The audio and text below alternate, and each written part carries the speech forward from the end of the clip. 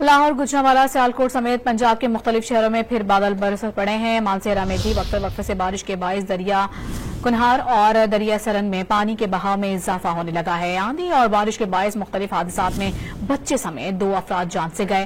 NDMA کے مطابق گزشتہ 3 روز کے دوران بارشوں کے دوران حادثات کے باعث 31 افراد جاں بحق اور 40 سے زائد زخمی ہوئے۔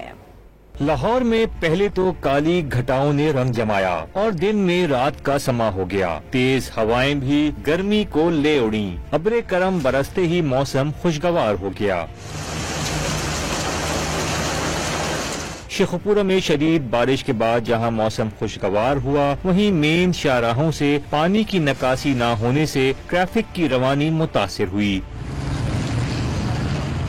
سیالکوٹ اور گرد و نواح میں بھی وقفے وقفے سے ابر کرم برستا رہا۔ موسلا دھار بارش سے موسم خوشگوار ہو گیا، لیکن مختلف سڑکوں پر پانی جمع ہو گیا۔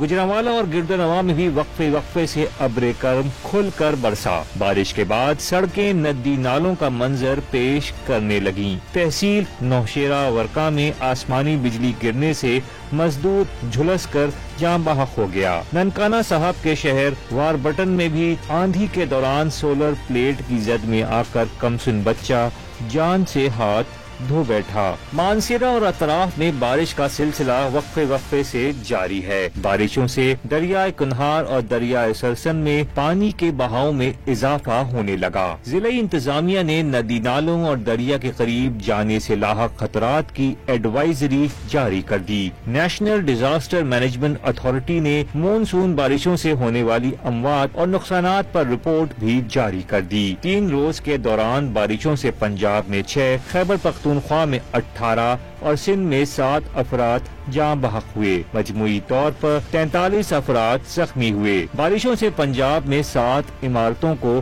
جزوی نقصان پہنچا۔ خیبر پختونخوا میں 50 عمارتیں مکمل طور پر تباہ ہو گئیں۔ ریسکیو آپریشنز میں 132 افراد کو بچا لیا گیا۔